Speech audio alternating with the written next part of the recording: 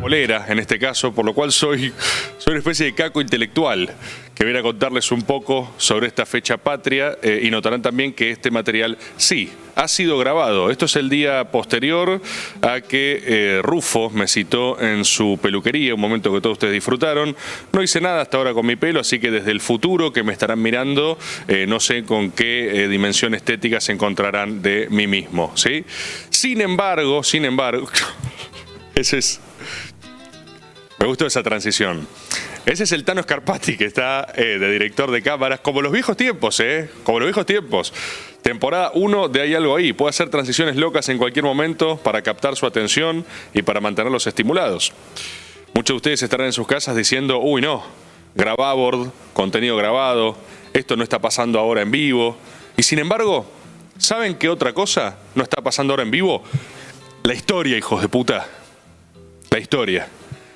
Y sin embargo la historia, que no está pasando ahora en vivo, sigue permanentemente viva, como es particularmente el caso del feriado nacional que hoy nos congrega. 25 de mayo. Muchos de ustedes también podrán decir por qué poronga, Rebord, voy a ver otro video sobre el 25 de mayo. Esto me lo vienen contando desde la primaria, desde la secundaria, me lo contaste incluso vos en otros storyboards que yo ya escuché, pero ahí tengo dos cosas para decirte. La primera es que hay mucha gente nueva que antes no nos estaba mirando y sobre todo humanos nuevos, personas, niños que antes no existían cuando nosotros hablamos de esto por primera vez. Lo segundo, para quienes nunca hayan escuchado eso y digan, bueno, ¿qué me puede brindar otro contenido el 25 de mayo? Esto no es una mera columna de historia. Esto es un storyboard, ¿sí?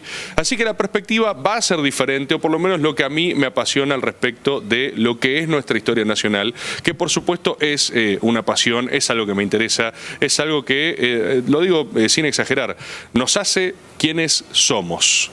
No sé si lo saben, yo daba clases en la Facultad de Derecho, Teoría del Estado, después di Historia Argentina también, y una de las cosas que más me gustaba contar justamente era el proceso de nuestra independencia, en el cual el 25 de mayo fue indudablemente un hito, ¿sí? Fue un momento. Saben perfectamente que no se declaró ahí la independencia de lo que era España en ese momento, de la cual éramos colonia, ¿sí? Pero fue un hito clave. ¿Y por qué fue un hito clave? Para entender por qué ese día se celebra, ¿no? Nuestra fecha de independencia nacional, nuestro día de la soberanía, todo eso junto, pero no formalmente, la declaración de nuestra independencia, hay que entender un poquito antes, durante, y un poquito después también, me parece, ¿sí? En términos de antes hay algo muy interesante. ¿Qué es el 25 de mayo? Es nuestra declaración emancipatoria. ¿Qué es nuestro 25 de mayo? Es el día donde en algún sentido simbólica, cultural e históricamente empezamos a valernos por nosotros mismos en un sentido de somos lo que luego será Argentina. Pero no queremos ser España, no nos interesa. Empieza eso a masticarse en nuestro estómago. Entonces hay muchas aclaraciones porque tiene muchas especificidades que ya vamos a ir viendo, sobre todo en lo formal, ¿sí? En la cuestión que hace a los estados nacionales. Estábamos lejos de ser un estado nacional todavía, pero ahí empieza algo. Algo irreversible sucede ese 25 de mayo, primer gobierno patrio, constitución del primer gobierno patrio. Vamos a previa, vamos a antes. Hay dos factores elementales, hay otros, pero hay dos factores constitutivos elementales que nos llevan a ese mayo, nos llevan a 25, ¿sí? Uno son las invasiones inglesas exitosamente rechazadas, ¿sí? Por nosotros, por los criollos, ¿sí? Las invasiones inglesas, los intentos de invasiones inglesas y su rechazo. El otro, que es posterior, es la invasión napoleónica a España, ¿sí? Vamos a arrancar por este contexto primero y sobre todo quiero que nos remontemos un poco a nosotros mismos a la hora de pensar las invasiones inglesas. ¿Qué fueron las invasiones inglesas? Dos intentos muy concretos antes, ¿no?, de la fecha esta que estamos hablando, donde los ingleses literalmente intentaron tomar Buenos Aires. No hay algo mucho más complejo que eso, ¿sí? Pero hagamos este ejercicio. Esto me gustaba hacer en la facultad. Piensen en nosotros, literalmente en nosotros, acá, quienes estamos en este momento, o quienes están en sus casas mirando este especial, este storyboard de este momento, desde el instante en que nos estén mirando, piensen en su casa, piensen en su familia, piensen en su grupo de amigos, ¿sí?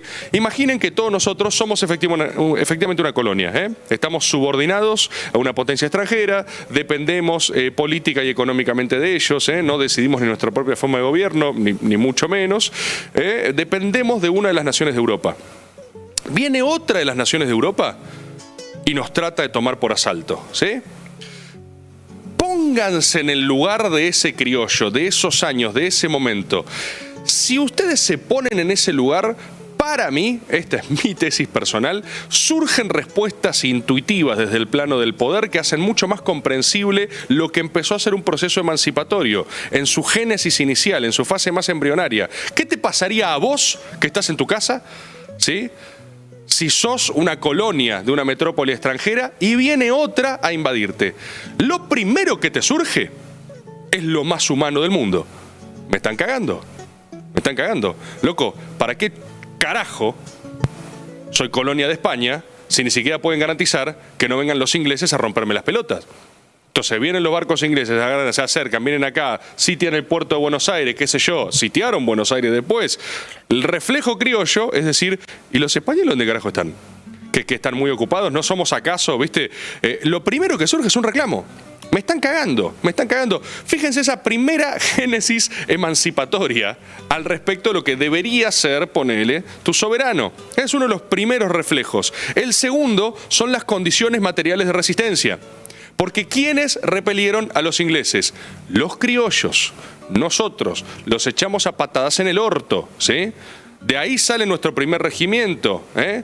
De ahí sale nuestro regimiento de los granaderos. Ahí se forman estas primeras milicias urbanas, sí. No, es verdad. Voy a editar eso. De ahí sale nuestro primer regimiento de patricios, ¿sí? Nuestras primeras milicias urbanas, la conformación civil y militar, pero civil también, de criollos organizados para repeler ingleses, ¿eh? Entonces no vinieron los españoles a ayudarnos, sino que nosotros mismos acá resistimos, nos organizamos y echamos a los ingleses.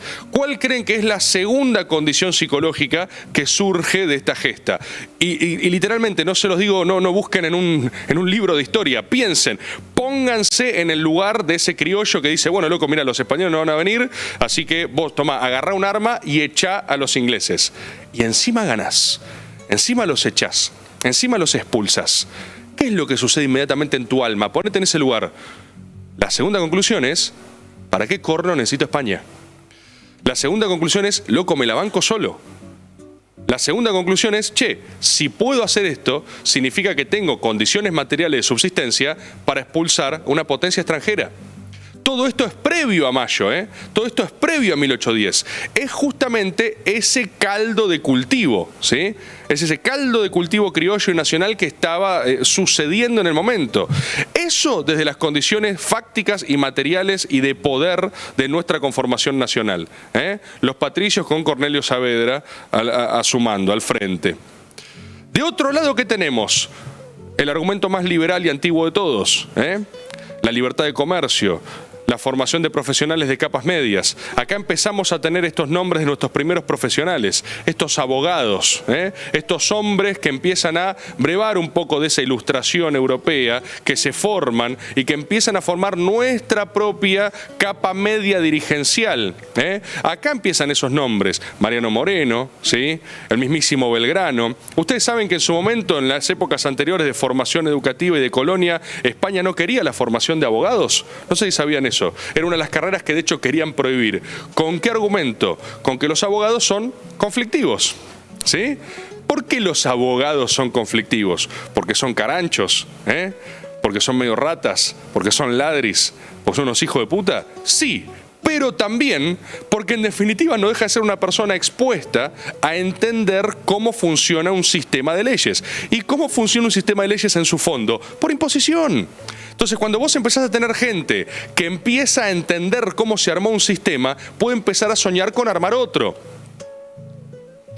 Ahí es lo que arranca con, ¿cómo era lo que escribe Moreno? Representación de los hacendados, un gran documento liberal, ¿sí? Liberal de comercio, en donde lo que empieza a decir es lo mismo que le pasó a los yanquis en Estados Unidos, cuando agarran y tiran el té al mar y ese tipo de cosas, proceso por el cual después se llamó el Tea Party.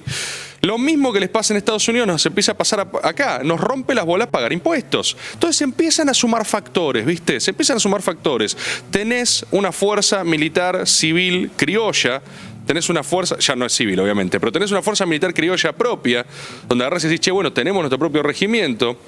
Empezás a tener una pequeña proto-burguesía comercial ilustrada. Entonces tenés milicos, tenés gente que lee libros y que empieza a decir, che, loco, ¿nos conviene este sistema comercial? ¿Nos conviene este sistema monopolista español? Y justamente empieza a crecer ese mismo mercado negro. Y ese mercado de contrabando, tiene un tinte insurreccional para con tu propia potencia. El otro caso, y un poquito más atrás, tiene que ver con las reformas borbónicas en España. ¿A qué se refiere eso? No me voy a meter en esto en detalle, pero solo para que lo sepan también en el aire, ¿sí? Solo para que lo sepan. Veníamos de muchos años de una familia, un escudo dirigencial en España, los Habsburgo, un escudo, que eran básicamente, vamos a simplificar, vagos. Tenían un esquema más o menos ordenado con sus colonias en América, extraían materia prima, la llevaban para España y de repente los empezaron a dormir los ingleses. Los empezaron a dormir los ingleses con el monopolio de los mares, qué sé yo, qué carajo. Ahí entonces hay un quilombo en España, asume la casa de los Borbones, llegan los Borbones a España. ¿Qué hace una nueva gestión siempre que entra a un lugar? ¿Qué hace? ¿Qué hace? Exagera.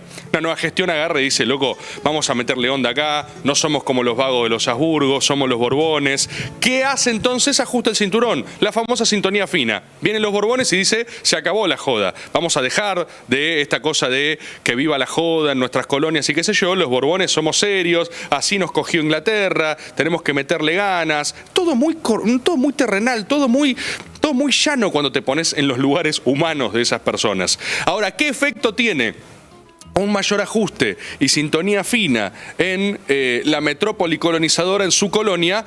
Nuevamente, rotura de pelotas. Entonces, si vos ya tenías acá un sistema naciente, liberal, de contrabando, ¿no?, que se salía un poco del monopolio de comercio español, y encima te vienen a fiscalizar más, y encima no te bancaron contra los ingleses, y encima no te dejan comerciar, y encima... ¿Entienden lo que estoy diciendo, no?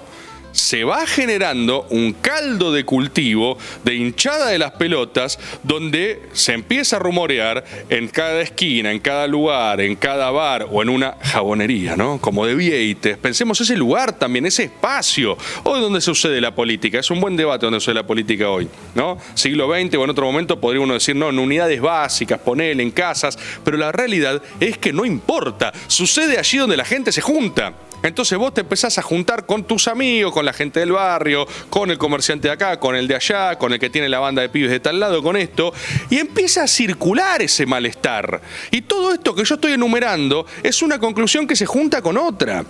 Entonces de repente uno dice, che, loco, a mí me vinieron a romper las pelotas los españoles porque me clavaron tal línea, estaba vendiendo telas a Inglaterra, a mí me venía bárbaro ese mango, qué sé yo, y yo había conseguido esta punta por acá, vinieron los españoles, me cagaron todo, me reventaron, me liquidaron impuestos. Y otro dice, oh, habría que mandar a los patricios. No, sí, la verdad sí se la rebancan los patricios. Si sacamos a patadas a los ingleses, todo eso junto es lo que empieza a ser un caldo de cultivo de Mayo. Un caldo de cultivo revolucionario, ¿sí? Incluso antes del 25 de mayo, puntualmente, hubo otros intentos insurreccionales para con Liniers, que estaba en ese momento, ¿no?, quien fuera virrey anterior a Cisneros. Liniers es un personaje interesante también, porque tenemos que entender que Liniers bancó la parada acá con los criollos en las invasiones inglesas. Eso también generó un tipo muy particular de lealtad, de camaradería, no camaradería civilizatoria para con los españoles, sino con el loco, literalmente. O sea, fueron compañeros de armas contra los ingleses. Entonces, por ejemplo, se dice, Mariano Moreno intentó antes sacar a patadas a Liniers y, por ejemplo, Saavedra se negó. Con eso dice, no, bueno, no. El famoso, no están dadas las condiciones, ¿no? Y esta es otra dimensión interesante de cómo uno puede entender nuestra política nacional desde sus orígenes, desde su fase más embrionaria y más precaria, que es que las posiciones que nos acompañan hasta el día de hoy en nuestro sistema político ya están planteadas desde el origen. Y esto es una cosa que a mí me apasiona, porque si vos más o menos repasás, ¿no?, los bandos de Mayo, repasás la presión que se empezaba a generar para con la autoridad del virrey, para con ya Cisneros en particular, hacia el 25 de mayo, vos tenías alas políticas que se basan básicamente en su estimación de la correlación de fuerzas del momento, ¿sí? Vos tenías un Cornelio Saavedra muy vilipendiado por parte de la historiografía nacional por el presunto asesinato a Mariano Moreno en alta mar, ¿no? Se lo atribuye a su opositor, a su interna, Cornelio Saavedra. Sin embargo, Saavedra también era la condición efectiva de poder real de Mayo.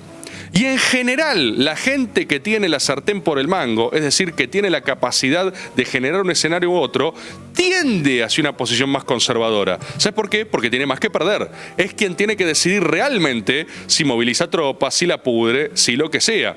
Entonces teníamos a un Cornelio Saavedra en una posición más, llamémoslo, centrista. Midámosla, hay que ver, no declaremos la independencia ya, que se vayan a la concha de su madre, no, bueno, no sé si nos da.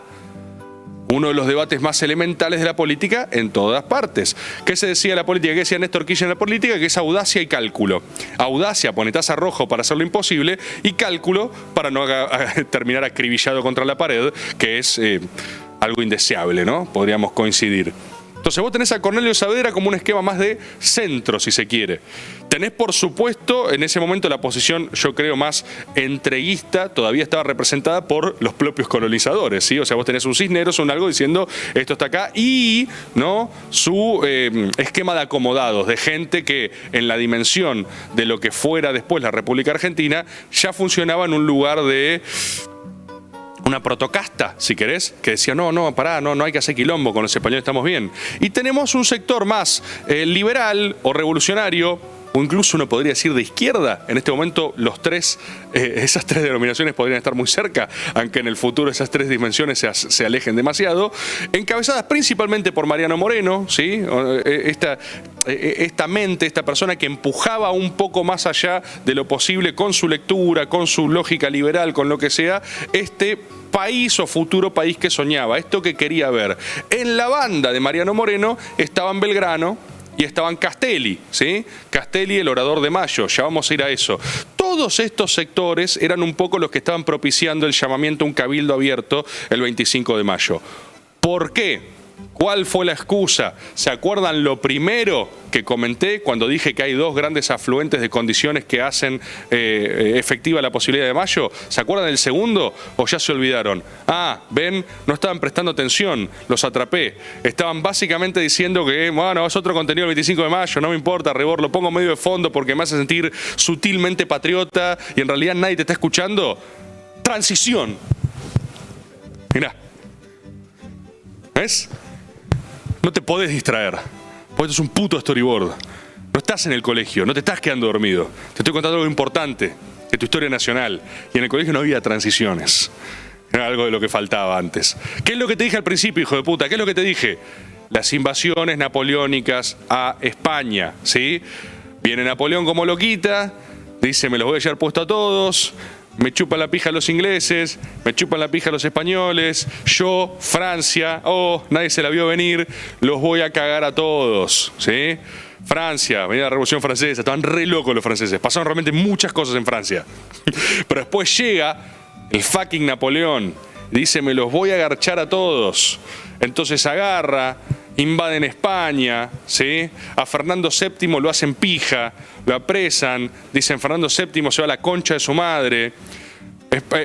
Napoleón estaba tan pijudo en ese momento que literalmente pone a su hermano borracho a gobernar España.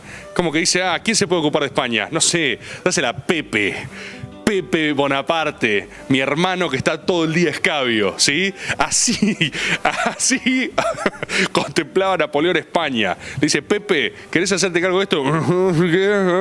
Estoy muy borracho, no puedo pensar. Ideal para España, le dice Napoleón. Y lo manda. Esa noticia llega a la Buenos Aires que estaba relatando hasta ahora. Ahora imaginen todo eso que les vengo contando cuando encima de toda la bronca que venís masticando, vos decís, para el gobernante es Pepe Bonaparte el borracho. ¿En serio? Ya está. Bueno, llamemos un puto cabildo abierto a ver qué hacemos. Es simple cuando lo ves así la historia. Es la cosa más humana que existe. Es humanidad condensada. Entonces Cisneros dice, no, yo no quiero hacer un cabildo abierto. Y lo apretan. se empiezan a juntar todas estas personas en la jabonería de Vieites y empiezan a decir, che, es ahora, el famoso es ahora, hagámoslo, dale, apurémoslo, ¿qué va a hacer? ¿Qué puede hacer? ¿Qué no se puede hacer? Eso se rosquea varios días, ¿sí? ¿Cómo se imaginarán que se rosquea? Con aprietes. Con aprietes. No le mandan un mail, no le mandan un WhatsApp sugiriéndole hacer algo que no quería hacer, ¿eh? Lo van a apretar, a punta de pistola, loco. Mari le dice, ¿vas a llamar al Cabildo Abierto o no? ¿La concha de tu madre? No, bueno, no sé, hay que ver. No hay que ver nada, hay que ver nada. Alguno de ustedes se preguntará, ¿y por qué? ¿Por qué termina aceptando el llamamiento? Porque, como suele pasar, esto suele pasar una y otra vez. Primero que está frente a lo inevitable en algún punto. Y en el escenario de lo inevitable preferís la inevitabilidad menos costosa. En una estás muerto y en otra no. ¿Sí? Y cuando en una estás muerto vas por la otra opción, porque capaz en una de esas gano la otra. Eso, por ejemplo, es lo que pensó Cisneros. Agarró y dijo, bueno, a un Cabildo Abierto, tampoco que yo estoy derrotado, tengo gran parte de esta elite criolla de mi lado, los tengo comprados, los tengo bolsiqueados, tengo clero, tengo esto, tengo lo otro, le gano con los votos. Dale, hagamos un puto Cabildo Abierto, ¿sí? Y acá es donde vienen efectivamente las jornadas de mayo, ¿sí? Las jornadas donde empieza a juntarse gente en la plaza, en el Cabildo, para efectivamente votar qué es lo que vas a hacer en este proceso de España, es decir, de tu metrópoli sitiada. Elemento importante para entender otra vez más cómo es la historia real de la política y para los indignados que creen que ahora uno es salvaje y esto siempre funcionó de la misma manera, ¿no? Recordarán a los amigables French y Beruti, ¿sí? La historia villiquenizada nos enseñan que French y Beruti eran amigables bordadores de escarapelines, ¿sí? Eran prácticamente textiles, eran gente que había hecho un adornito muy lindo y querían regar el mundo de corazones, rosas, felicidad y escarapelas. Esto es falso. French y Beruti eran barra bravas, ¿sí? French y Beruti eran los más picantes de la banda. ¿Quién es el más picante de una banda? El que está más loco, ¿sí? El que está más loco. La explicación de French y Beruti y sus infernales es que literalmente estaban locos, ¿sí? Eran unos chabones muy pesuta. Eran chabones muy turbina. Esos eran French y Beruti. Ahora quiero que cierren los ojos y vuelvan a reimaginarse a French y Beruti, no como elegantes hombres de galera, o podían usar galera si querían o no, pero se veían más como el Rafa Diceo, ¿sí? Se veían más como ese tipo de personajes, ¿eh? Entonces, ¿qué es lo que sucede? Cuando van al 25 de mayo, ¿no? Nuestros futuros patriotas, nuestros futuros próceres, dijeron, che, no nos vamos a regalar. No vamos a ir a entrar por la puerta a pedir permiso y entrar al Cabildo. Vamos a clavar a French y Beruti, los más pesuta de los nuestros, a apostar a todos sus amigos bien gedientos en las distintas entradas de la plaza a filtrar. Entonces, los que querían bancar el gobierno español y que se mantenga esa condición de sumisión, French y Beruti los cagaban a piñas, ¿sí? Esto es lo que pasó de cara al 25 de mayo. Esta es la verdad. Lo sé, porque yo estuve ahí. Los cagaban a trompadas, iban repartiendo escarapelas para identificar básicamente a los aliados, a los que estaban con nosotros. Entonces era, che, bueno, no, yo voy a pasar igual, bueno, cada tanto se filtra uno. Pero básicamente lo que lograron fue un embudo, un cuello de botella para condicionar esa votación posterior y meterle un elemento coactivo a lo que estaba pasando. ¿Por qué? Porque nadie se independiza con un fax, ¿sí? O sea, nadie se independiza con una cartita de intenciones. La independencia no puede no ser un proceso con una carga de violencia. Así sucede en todos los procesos políticos de la historia de la humanidad, porque nadie cede poder por sobre otro y el poder solo se conquista, ¿eh? La libertad no se mendiga, se impone básicamente. Entonces, ese es el caldo de cultivo hacia mayo, hacia ese 25 de mayo. Estos son todos los elementos que se conjugan al momento de esa asamblea, al momento de ver qué hacemos, al momento de lograr esa primera conformación de un gobierno patrio. Seguimos entonces avanzando con algunas de las cosas que suceden en esa jornada, porque esta jornada tampoco se resuelve por el mero hecho de juntarse. Acá es donde viene el otro factor. Vos necesitas fuerza, ¿sí? Ya dijimos la fuerza. Si solo tenés fuerza, es un gobierno de brutos, Gobierno de brutos no se sostiene, no tiene legitimidad ni institucional, ni financiera, ni legal, ni política. Un gobierno por el mero hecho de poder serlo no banca, ¿sí? No sucede. Entonces, nada sucede sin su legitimidad institucional y, permítanme decirlo también, narrativa. Hay que entender el discurso para también poder interpelar a otros, para poder agarrar y convencer, para poder convencer en ese mismo proceso. ¿Cuál es el discurso y cómo se convence y cuál es la discusión? ¿Sí?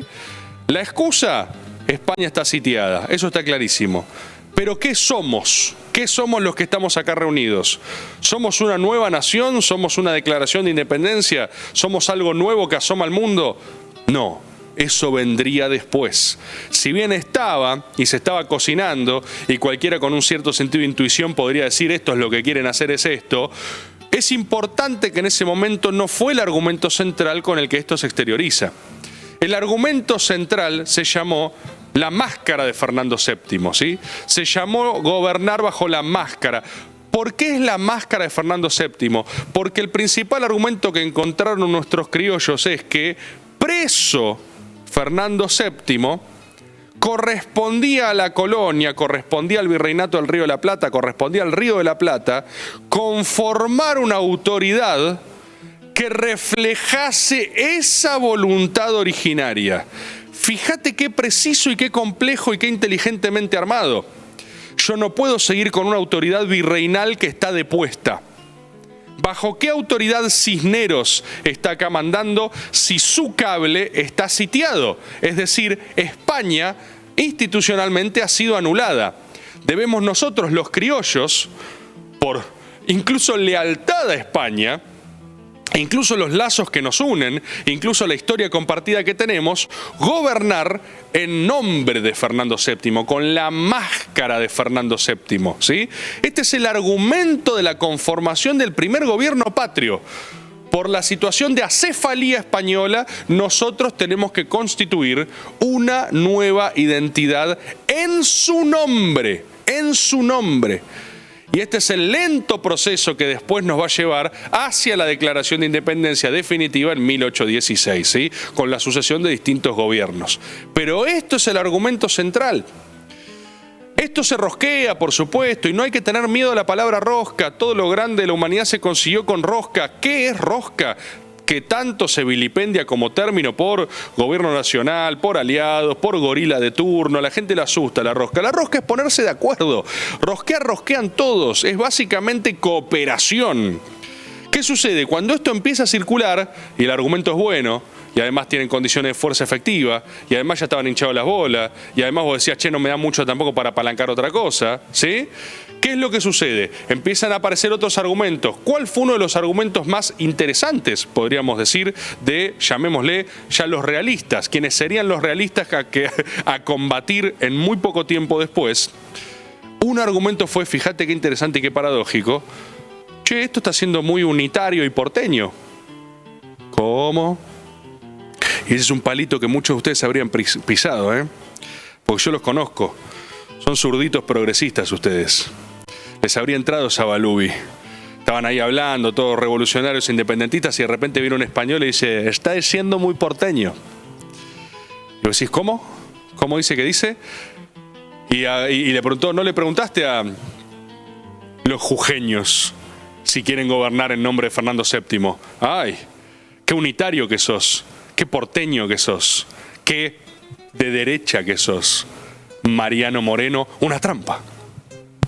Una trampa, ¿sí? Pero fíjese qué locos cómo funcionan los argumentos. ¡Qué locos! Cómo se trastocan las cosas. Vos estabas pseudo declarando tu independencia y los españoles te corrían con ser pro Buenos Aires, con ser muy centralista, con ser muy porteño. Pedazo de hipócrita, hijo de puta, boludo. ¿Sí? Digo, ay, qué unitario de tu parte. ¿No le preguntaste al resto del territorio nacional si quieren ser parte de tu revolución o no? Ellos deben querer seguir con Virrey. ¿Por qué no les preguntás? ¿Por qué no haces una votación? ¿Por qué? ¿Por qué? ¿Por qué? Y ahí, un hombre que emerge, astuto y sutil, es el querido JJ Paso. ¿Saben que JJ Paso fue uno de los primeros exponentes de una larga liga de funcionarios a posteriori que sobrevivieron todos los cambios de mandato? JJ Paso sobrevivió todas las formas de gobierno patrio de entonces en adelante que como bien saben, fueron muy distintas, e incluso terminó siendo asesor de Juan Manuel de Rosas. O sea, fíjense la carrera institucional de ese muchacho. Realmente Pichetto, un poroto. O sea, era como una especie de super Pichetto. Era el parte del mobiliario ahí, del Estado Nacional, por nacer en Río de la Plata. Desde el primer gobierno patrio hasta Rosas, boludo. En el medio mataron a todos. Se degollaron todos entre sí. JJ Paso, calladito, seguía sobreviviendo. Esta persona alza la voz en ese momento y dice, no, ¿sabes qué es lo que pasa? Buenos Aires, en momentos de crisis y momentos acuciantes para la patria, debe asumir un rol de hermana mayor para con el resto de los territorios. Debe asumir su responsabilidad en tanto sede del virreinato, en tanto puerto, en tanto ciudad principal, para estar a la altura de los acontecimientos que se desarrollan con una vertiginosidad que no permite la consulta asamblearia con el resto del territorio. ¿Qué es esto? Un chamullo, gente. Un chamullo. Como lo son todas las cosas. Un chamullo. Eso se llamó la tesis de la hermana mayor. ¿Y saben por qué? Porque pasó. Porque simplemente entró. Y eso es lo apasionante de la historia nacional. Eso es lo tremendo de la historia nacional. Que es ahí, en ese momento, en el calor de la batalla, la cosa se decide por instantes, por segundos, se decide por milímetros. Y una buena idea, en el momento justo, puede terminar de quebrar 2 o 3 voluntades que son las que hacen que puedas tener un gobierno patrio. Todo esto se gana, por supuesto lo saben, porque por eso estamos celebrando el 25 de mayo, lo ganan los criollos, lo ganan la futura nación argentina, pero ¿termina ahí? No, por supuesto que no. Cuando termina esto, ahí si no me equivoco, en realidad todo esto estoy hablando es 23, 24 de mayo, cuando termina y todos se van a dormir y dicen, loco, qué patriotas que somos, qué bueno esto, qué increíble, hay un último intento, porque ahí es donde les digo, Nadie entrega poder por voluntad propia, no pasa. Hay un último intento de declarar una especie de conformación ad hoc de gobierno mágico donde Cisneros permanecía en el cargo. Lo renombraban, pero permanecía en el cargo. Y ahí nuevamente, ¿qué es lo que decide el futuro de la patria? La punta de un fusil, ¿sí? Agarraron y dijeron, no, de ninguna manera, vos te acordás lo que pasó ayer, no caminó, Cisneros se va a la fuga, se va toda la mierda, y efectivamente el 25 de mayo tenemos la conformación del primer gobierno patrio, motivo por el cual estamos acá.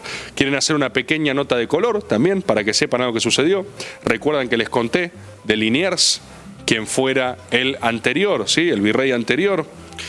Liniers, que estaba ya en Córdoba en ese momento, esto a mí me interesa solo por la psicología de los personajes y porque soy un apasionado realmente de las rivalidades que se enaltecen incluso en su odio o en su enemistad. Como la película Hit, protagonizada por Robert De Niro y Al Pacino. Imaginen ahora esto que les voy a contar en los términos de Hit de Michael Mann. ¿Sí? ¿Vieron Hit? Está buena. Buena peli. Val Kilmer está también. Cuestión. Liniers, quien fuera un héroe en la resistencia a las invasiones inglesas, eso no lo hacía menos español, se entera de esto que estaba pasando, ¿no?, en Buenos Aires y hace un alzamiento de resistencia en Córdoba. Fíjate desde dónde arranca la cuestión cordobesa, ¿no? Fíjate de dónde arranca. Todo esto está sembrado en nuestra historia nacional. Entonces Liniers se levanta en armas. Liniers dice de ninguna manera que había que hacer arrestar a Liniers, reprimirlo y en última instancia fusilarlo. Y acá tenemos algo terrible, uno de los tantos hechos terribles que empezarían a regar con sangre en nuestra historia nacional. Mariano Moreno, duro como nadie, agarra y dice, listo, perfecto, yo mando un regimiento mío, va a ir ahora, va Castelli para allá, va Belgrano para allá, va quien sea. Después de mayo inmediatamente arrancan las misiones, ¿no? Arranca esta cosa medio evangelizadora ese momento porque efectivamente el componente unitario de la Revolución de Mayo es innegable. Vos tenés que ir al resto del territorio nacional y anunciarlo liberado, ¿sí? Cual Estados Unidos que viene y te trae libertad. Así le pegaron una patada en el orto tanto a Castelli en el norte como a Belgrano en Paraguay. También, Belgrano fue a Paraguay, agarra, Mariscal López, no estaba López todavía.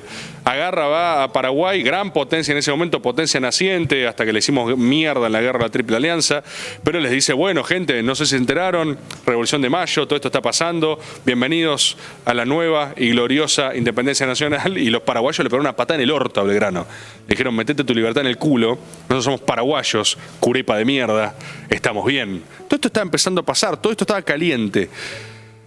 Mariano Moreno dice, che, Liniers se está haciendo el picante. Anda, Castelli, anda, el orador de Mayo. Dicen el orador de Mayo porque hay que dar los mejores discursos. Decían que podía convencer a cualquiera de cualquier cosa. Terminó muriendo de un cáncer de lengua. No sé si sabían, fíjate. La historia nacional es increíble, bro. Una cosa impresionante. Mariano Moreno incluso lo picantea a Castelli. Le dice, che, no sea cosa que no lo quieras fusilar a Liniers, que no te animes, porque fueron compañeritos de armas antes. Duro, picante, para poco, Mariano, ¿qué te pasa? Lo conozco al loco, peleamos juntos contra los ingleses, y sin embargo es terrible. Pero a la vez Liniers, justamente por ser hombre de honor, pero de otro club, no se iba a entregar. Cisneros, ¿qué hizo? Salió rajando. Un timorato, un escuinflo, un lauchómero. Cisneros dijo, no, yo me voy, me tomo el palo. Le hicieron pija, escapó como una rata. Liniers, en cambio, dice, no, yo me planto, soy español y estoy acá y soy autoridad española. Esto no va a pasar. Lo terminaron fusilando. ¿Saben quién lo termina fusilando? French. El barra brava de la Revolución de Mayo. Espero que hayan disfrutado este storyboard patriótico. Espero que sean felices. Y les dejo la recomendación de Hit de Michael Mann, para que ahora cuando la vean, siempre imaginen en vez de Al Pacino y Robert De Niro, a el ex virrey Liniers y al señor Juan José Castelli. Adiós. Nos vemos en otra oportunidad. Transición. Unos minutos más. Todavía sirve. Seguís mirando por algún motivo, sé que seguís mirando. No sé si voy a hacer otra cosa, así que no te puedo decir. No sé si voy a hacer otra cosa. No lo sabes.